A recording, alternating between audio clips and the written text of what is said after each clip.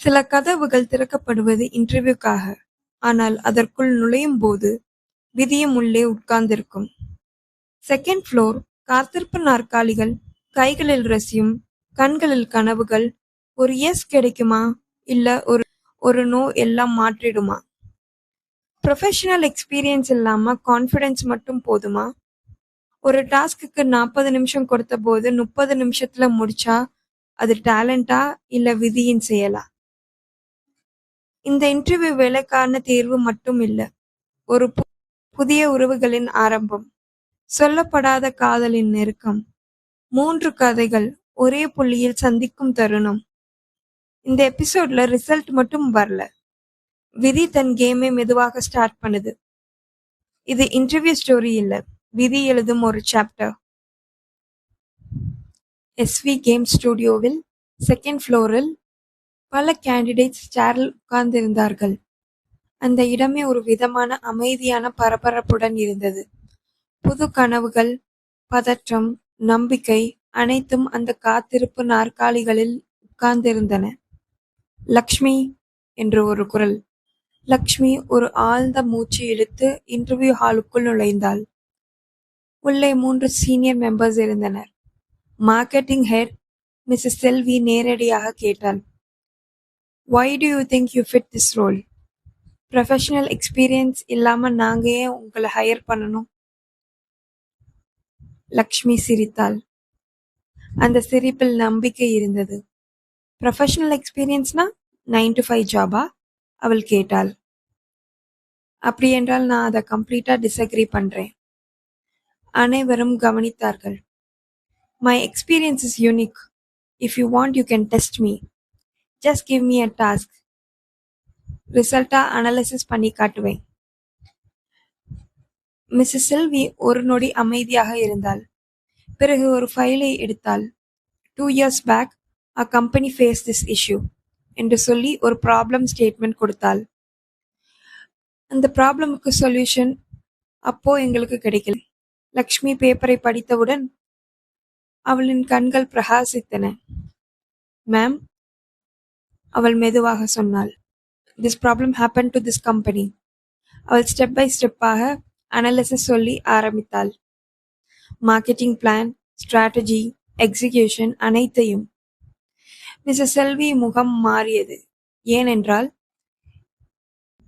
இந்த plan, Mrs Selvi மெதுவாக சொன்னாள், exactly Mr Vasudevan, CEO of VIT solutions அப்போ சொன்ன பிளான் மாதிரியே இருக்கு. இன்டர்வியூ முடிந்தபோது மிஸ்ஸஸ் செல்வி மனதார சிரித்தாள். அதே நேரத்தில் ஹால் நம்பர் 1-இல் இஷிதாவிற்கும் அதே கேள்வி கேட்கப்பட்டது. Why should we hire you without professional experience? Ishita அமைதியாக அதே பதிலை சொன்னாள். மிஸ்டர் அசார், டெவலப்மெண்ட் ஹெட், ஒரு சிஸ்டமை பாயிண்ட் பண்ணினார். 40 minutes என்று சொன்னார். Do the design, development and debug the screen. Ishita அதற்கு 30 minutes போதும் என்று சொன்னாள். ரூம்ல ஒரு நிசப்தம். டைம் ஸ்டார்ட் ஆனது. கீபோர்டில் இஷிதாவின் விரல்கள் மின்னல் வேகத்தில் நகர்ந்தன. 2 to 3 minutesல பக் கண்டுபிடித்தாள். டிசைன், டெவலப்மெண்ட், புரோட்டோடைப்பை 25 நிமிடத்தில் முடித்தாள். டன் என்று இஷிதா சொன்னாள். மிஸ்டர் அசார் நம்ப முடியாமல் பார்த்தாள். அவர் ஹவ் என்று கேட்டாள். அதற்கு Ishita, I built my own tools. Error ரிடக்ஷனுக்கு, யூசர் ஃப்ரெண்ட்லி டிசைனுக்கு என்று சொன்னாள். அந்த நாள் அசார் உண்மையாக இம்ப்ரெஸ் ஆனார். இன்டர்வியூ எல்லாம் முடிந்த பின்பு மீட்டிங் ரூமில் department heads, manager of SV game studios Mr Vikram, அவன் சிவாஞ்சிக்கும் வாசுதேவனுக்கும் காலேஜ் ஃப்ரெண்ட், அங்கே உட்கார்ந்திருந்தான். அவன்தான் எஸ்வி கேம் ஸ்டுடியோவுக்கு மேனேஜர். மிஸ்ஸஸ் செல்வி பேச ஆரம்பித்தாள்.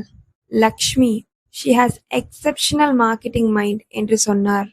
அதைத் தொடர்ந்து Mr Azhar, Ishita, art, design, programming, she is a gem sir என்று சொன்னார். So the decision is clear என்று விக்ரம் சொன்னான். மீட்டிங் முடிந்தது. மதியம் 3 மணிக்கு இன்டர்வியூ ரிசல்ட் போன்ல வரும் என்று சொன்னார்கள். கேண்டிடேட்ஸ் எல்லோரும் கிளம்பினார்கள். இஷிதா லக்ஷ்மியிடம், இப்பவே மதியம் 1 மணி ஆச்சு. நம்ம போய் கேன்டீன்ல மதிய உணவை சாப்பிட்டுட்டு ரிசல்ட் வரும் வரை காத்திருப்போம் என்று சொன்னாள். அவர்கள் மதிய உணவை சாப்பிட கேன்டீனிற்கு சென்றார்கள். அவர்கள் கேன்டீனிலிருந்து வெளியே வரும்போது இஷிதாவிற்கும் லக்ஷ்மிக்கும் போன் வந்தது. HR தான் அழைத்திருந்தார். Congratulations, you both are selected. இருவரும் ஒருவரை ஒருவர் பார்த்து சிரித்தார்கள். இஷிதா பேச ஆரம்பித்தாள். நாங்க நெக்ஸ்ட் மந்த் தான் ஜாயின் பண்ண முடியும் என்று சொன்னாள். அதற்கு HR வை என்று கேட்டார். லக்ஷ்மி பதிலளிக்க ஆரம்பித்தாள். எங்க மதுரையில சித்திரை திருவிழா, அது எங்களுக்கு ரொம்ப முக்கியம். இதுக்கு முடியாதுன்னா ஆஃபர் வேண்டாம் என்று சொன்னாள். அந்த தைரியம், அந்த தன்னம்பிக்கை அவர்களுக்கு இருந்தது. ஏன்னா லக்ஷ்மிக்கு ஃபாரின் மார்க்கெட்டிங் எக்ஸ்பீரியன்ஸ் இருந்தது. இஷிதாவிற்கு ஃப்ரீலான்சிங் கேமிங் ப்ராஜெக்ட் எக்ஸ்பீரியன்ஸ் இருந்தது. இது முதல் வேலைன்னு இருந்தாலும் அனுபவம் இல்லாம இல்லை. அதனால் HR மேனேஜ்மெண்ட்டை கேட்டு சொல்றேன் என்று சொன்னார். அடுத்த மாதம்தான் நிறுவனத்தில் சேர முடியும் என்று 2 கேண்டிடேட்ஸ்கள் சொன்னதாக HR விக்ரமிடம் தெரிவித்தான். விக்ரம் உடனே அலுவலக ஸ்டாஃபிற்கு அழைத்து இஷிதாவை மேனேஜர் ரூமுக்கு வர சொல்லுங்க என்று சொன்னான். சில நிமிடங்களில் இஷிதா மேனேஜர் ரூம் முன் நின்றாள். அவள் மெதுவாக கதவை தட்டினாள். கமின் என்று உள்ளிருந்து ஒரு குரல். இஷிதா உடனே உள்ளே சென்றாள். விக்ரம் பேச ஆரம்பிப்பதற்கு முன் விக்ரமின் போன் ஒலித்தது.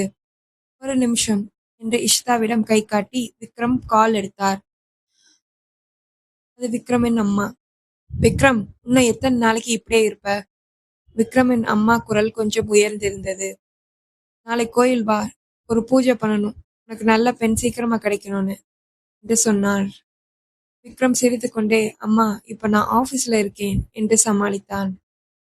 ஆனால் அம்மாவின் குரல் அவ்வளவு தெளிவாக இருந்தது, இஷிதாவிற்கே கேட்கும் அளவிற்கு. கால் முடிந்ததும் விக்ரம் சற்று சங்கடத்துடன் சிரித்தான். சாரி என்று சொல்லிவிட்டு இஷிதாவை பார்த்து பேச ஆரம்பித்தான். செலக்ட் ஆன பிறகு 1 மாசம் லீவ் கொடுக்க முடியாது என்று சொன்னான். இஷிதா ஒரு நொடி யோசித்தாள். பிறகு முகத்தில் ஒரு அழகான உற்சாகம். சார் என்று இஷிதா ஆரம்பித்தாள். மதுரையில் நடக்கும் அந்த விசேஷமான திருவிழா பற்றி முழுமையாக சொல்ல ஆரம்பித்தாள். 15 நாள் திருவிழா, அதற்கு தயாரிப்பே தனி கதை. அவள் பேசும்போது அவள் கண்களில் ஒரு வேறு ஒளியை கண்டான் விக்ரம். பிறகு இஷிதா திடீரென்று தமிழில் பேச ஆரம்பித்தாள். அண்ணா என்று சிரித்து கொண்டே சொன்னாள். உங்களுக்கு இன்னும் கல்யாணம் ஆகலன்னு கவலைப்படாதீங்க. இந்த திருவிழாக்கு வந்தீங்கன்னா அருகில் இருந்த எல்லா ஊர்களிலிருந்தும் பொண்ணுங்க மதுரைக்கு தான் வருவாங்க. நீங்க இவ்வளவு ஹேண்ட்ஸமா இருக்கும்போது நிறைய பேர் இன்ட்ரெஸ்ட் உங்களுக்கு கொடுப்பாங்க என்று இஷிதா சொன்னாள். விக்ரம் சற்று ஆச்சரியமாக பார்த்தான். அவள் அவனை அண்ணா என்று அழைத்த விதம், அவள் பேசும் தமிழ், அவள் அந்த அறையை நிரப்பும் உயிரோட்டம். விக்ரமுக்கு இஷிதாவை ரொம்ப பிடித்தது. அவனும் தமிழில் பேசத் தொடங்கினான். நான் என் பெற்றோருக்கு ஒரே பையன். எனக்கு உடன் பிறந்தவங்க யாரும் இல்லை. உன்னோட பேசும்போது எனக்கு ஒரு குட்டி தங்கை கிடைச்ச மாதிரி இருக்கு என்று மெதுவாக விக்ரம் சொன்னான். பின்பு விக்ரம் சிரித்து கொண்டே, சரி, போய் திருவிழாவை என்ஜாய் பண்ணிட்டு திரும்பி வந்து ஜாயின் பண்ணிக்கலாம் என்று சொன்னான். இஷிதாவின் முகம் முழுமையாக மகிழ்ச்சியில் பிரகாசித்தது. ஆனா நீங்களும் மதுரைக்கு வாங்க, நம்ம வீட்டிலே தங்கிக்கலாம் என்று இஷிதா சொன்னாள். அந்த ஒரே அழைப்பில் இஷிதா வெறும் மரியாதைக்காக அண்ணா என்று சொல்லவில்லை என்பதை விக்ரம் புரிந்து கொண்டான். சரி என்று விக்ரம் சிரித்தான். திருவிழாவின் கடைசி 3 நாள் கண்டிப்பா வரேன் இஷு என்று விக்ரம் சொன்னான். ரூமில் இருந்து வெளியே வரும்போது இஷிதா சற்று தயங்கி கொண்டே, அண்ணா உங்க ஃபியூச்சர் வைஃப்க்கு என்ன எக்ஸ்பெக்டேஷன் வச்சிருக்கீங்க என்று கேட்டாள். விக்ரம் சிரித்தான். அந்த சிரிப்புக்குள் ஒரு ஆழம் இருந்தது. என் 2 நண்பர்களுக்கு முதல்ல கல்யாணம் ஆகணும். அவங்க எனக்கு உயிருக்கு சமமானவங்க என்று விக்ரம் சொன்னான். அவங்க செட்டில் ஆன பிறகு நான் கல்யாணம் பண்ணிக்க நினைக்கிறேன். அதனால் இப்போ வர எல்லா ப்ரப்போசலையும் நான் தான் ரிஜெக்ட் பண்ணேன் என்று சொன்னான் விக்ரம். அதே நேரத்தில் லக்ஷ்மி இஷிதாவை பார்த்தவுடன் ஓடி வந்தாள். இஷிதா சிரித்து கொண்டே, இது விக்ரம் அண்ணா என்று அறிமுகம் செய்தாள். இது என் ஃப்ரெண்ட் லக்ஷ்மி என்று சொன்னாள் இஷிதா. இஷிதா அண்ணா என்று அழைப்பதை பார்த்ததும் லக்ஷ்மியும் இயல்பாக அண்ணா என்று அழைத்தாள். அந்த ஒரே வார்த்தையில் விக்ரமின் மனது நெகிழ்ந்தது. இன்னைக்கு எனக்கு 2 குட்டி தங்கச்சிங்க கிடைச்சிருக்காங்க என்று மனசுக்குள் நினைத்தான். அவன் முகத்தில் ஒரு நிறைந்த சிரிப்பு. அந்த சிரிப்பு புதிய உறவுகள் பிறந்த சிரிப்பு. இஷிதா மற்றும் லக்ஷ்மி லிப்டில் கீழே இறங்கிய போது லிப்டின் அருகே நின்றிருந்த மித்ராவின் பார்வை அவர்களை பார்த்தவுடன் பிரகாசித்தது. மித்ரா சிரித்தாள். அந்த சிரிப்பில் எந்த அதிகாரமும் இல்லை, எந்த கடமையும் இல்லை. அது ஒரு நண்பியின் சிரிப்பு. எப்படி போச்சு இன்டர்வியூ? செலக்ட் ஆச்சா என்று ஆர்வமாக மித்ரா கேட்டாள். இஷிதாவும் லக்ஷ்மியும் ஒரே நேரத்தில் ஒருவரை ஒருவர் பார்த்து பிறகு மித்ராவை பார்த்து மெல்ல தலையசைத்தார்கள். ஆம் என்று இஷிதா சொன்னாள். அந்த ஆமில் ஒரு நீண்ட பயணத்தின் ஆரம்பம் இருந்தது. மித்ரா உண்மையிலே மகிழ்ந்தாள். கங்க்ராட்ஸ் என்று சொன்னபோது அவள் கண்கள் சந்தோஷத்தில் மின்னின. அந்த சின்ன சந்தோஷ தருணத்தில் இஷிதா திடீரென்று சொன்னாள், மித்ரா, மதுரையில் ஒரு பெரிய ஃபெஸ்டிவல் நடக்குது, நீங்க வரீங்களா என்று கேட்டாள் இஷிதா. மித்ராவின் முகம் ஒரு ஆசையும் அதே நேரத்தில் ஒரு தயக்கமும் இருந்தது. லீவ் கிடைக்காது என்று மெதுவாக சொன்னாள். 4 நாள் லீவ் யாரும் அப்ரூவ் பண்ண மாட்டாங்க என்று வருத்தத்துடன் சொன்னாள் மித்ரா. இஷிதா சிரித்தாள். அந்த சிரிப்பு ஏதோ ஒரு திட்டம் மனதில் பிறந்த சிரிப்பு. அப்போ நான் அண்ணாவை கேட்கிறேன் என்று சொன்னாள் இஷிதா. மித்ரா சற்று குழம்பினாள். உங்க அண்ணா இங்கதான் வேலை பண்றாரா என்று கேட்டாள் மித்ரா. இஷிதா தலையாட்டினாள். இல்ல என்று சிரித்தபடி சொன்னாள் இஷிதா. இன்னைக்குதான் அண்ணாவா ஆனாரு என்று சொன்னாள். மித்ராவுக்கு இன்னும் புரியவில்லை. ஆனால் அந்த குழப்பத்திலும் அவள் சிரித்தாள். அதே நேரத்தில் மேல் மாடியில் உள்ள மேனேஜர் ரூமில் சிசிடிவி மானிட்டர் பார்த்து கொண்டிருந்த விக்ரமின் கவனம் திடீரென்று ரிசப்ஷன் பக்கம் சென்றது. அங்கே இஷிதா அவள் எல்லாரிடமும் இவ்வளவு சுலபமாக பழகுவதும் சிரித்து பேசுவதும் அவனுக்கு ஆச்சரியமாக இருந்தது. அடுத்த நொடி அவனின் கண்கள் விரிந்தன. இஷிதா பேசிக் கொண்டிருப்பது மித்ராவிடம். அந்த பெயரே விக்ரமின் மனதை ஒரு நொடி நிறுத்தியது. அவள்தான் விக்ரம் மனசுக்குள் அமைதியாக ஒரு இடத்தை பிடித்த பெண். மித்ராவின் மீது விக்ரம் காதல் வைத்திருந்தான். ஆனால் சொல்லவில்லை. அவன் காதலை அவனுடைய நெருங்கிய நண்பர்களான சிவாஞ்சிக்கும் வாசுவுக்கும் மட்டுமே தெரிந்தது. அதனால்தான் மித்ராவை வேறு பிரான்ச்சுக்கு மாற்றவே இல்லை அவர்கள். மானிட்டரை பார்த்தபடியே விக்ரம் மனசுக்குள்ள சிரிச்சான்.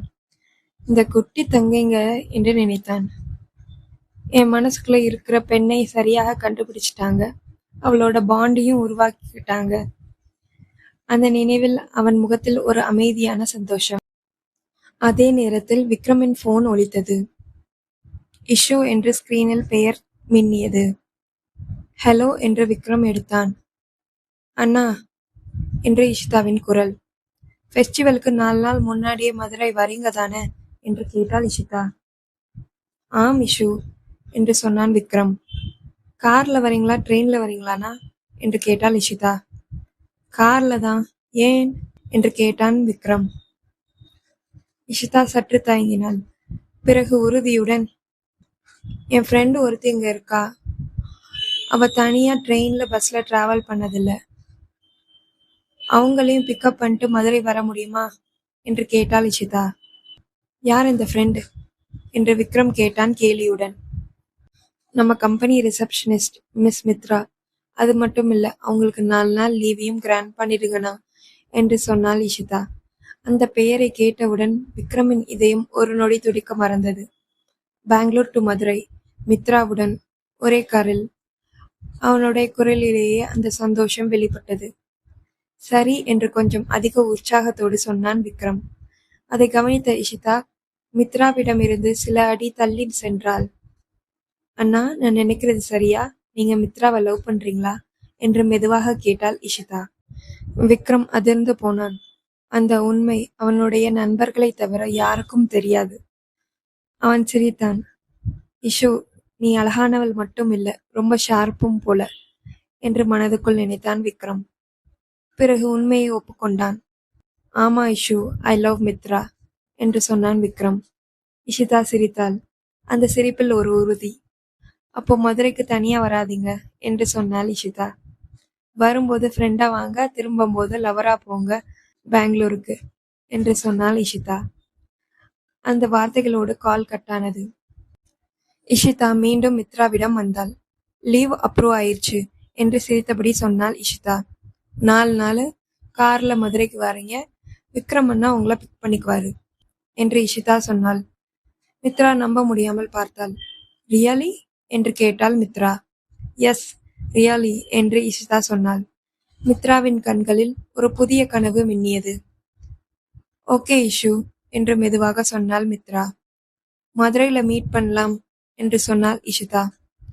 அவர்கள் மூவரும் அந்த பில்டிங்கில் இருந்து வெளியே வந்தபோது யாருக்கும் தெரியாமல் 3 விதமான கதைகள் ஒரே புள்ளியில் இணைந்திருந்தன. காதல், நட்பு மற்றும் விதி. ஒரே நாளில் ஒரு இன்டர்வியூ முடிந்தது, ஒரு நட்பு பிறந்தது, ஒரு காதல் மௌனமாய் வளர ஆரம்பித்தது. ஆனால் அதே நாள் கடைசியில் சில தவறான பார்வைகள் மற்றும் சின்ன சிறு கீ செயின். அது யாருடையது? விதி தற்செயலாக விட்டு சென்ற அடையாளமா, இல்ல வரப்போகும் புயலுக்கான முதல் க்ளூவா? அடுத்த எபிசோட்ல பார்ப்போம். இந்த கதை உங்க மனசுக்குள்ள ஒரு நொடி நின்றிருந்தா லைக் பண்ணுங்க, உங்க ஃப்ரெண்ட்ஸுக்கு ஷேர் பண்ணுங்க, உங்களுக்கு பிடித்த இடத்தை கமெண்ட்ல சொல்லுங்க. இந்த கதையின் அடுத்த மௌனத்தையும் அடுத்த சந்திப்பையும் மிஸ் பண்ணக்கூடாதுன்னா எம்பி ஆடியோ நாவல்ஸ்க்கு சப்ஸ்கிரைப் பண்ண மறக்காதீங்க. இது கேட்கும் கதை அல்ல, உணரும் அனுபவம்.